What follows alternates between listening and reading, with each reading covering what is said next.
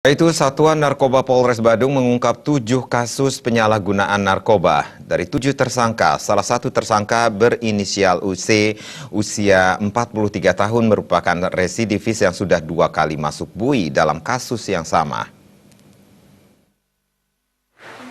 Tersangka UC telah 2 kali masuk bui dan kali ini adalah kali ketiga ia ditangkap dengan barang bukti narkoba 5 paket sabu dengan berat seluruhnya 1,31 gram, plastik lem, korek api, dan bong. Selain UC, petugas peringkus Made YP, usia 30 tahun, bartender di sebuah klub malam di Jalan Nangka, Dangin Puri, Denpasar, dengan barang bukti 2 paket sabu seberat 0,75 gram. Tersangka lain yang berhasil ditangkap adalah RL, 40 tahun, yang ditangkap di Gatsu Indah, Denpasar Barat dengan barang bukti 2 paket sabu seberat 2,07 gram dan 3 paket ganja dengan berat 41,89 gram. Satuan Narkoba Polres Badung juga menangkap NL usia 26 tahun, seorang karyawan pada salah satu toko mebel di Kuta Utara yang menyimpan ganja sebanyak 10 paket dengan berat total 112,78 gram.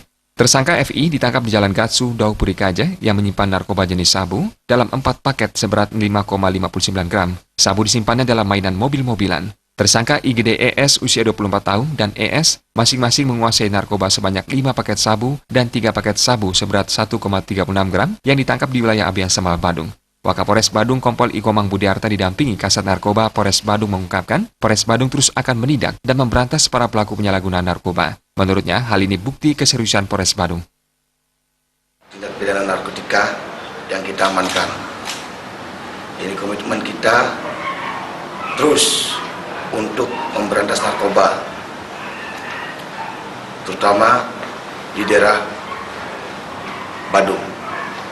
Adapun jumlah barang bukti seluruhnya sabu seberat 12,81 gram bruto atau 8,84 gram neto, ganja 154,67 gram bruto atau 151,03 gram neto.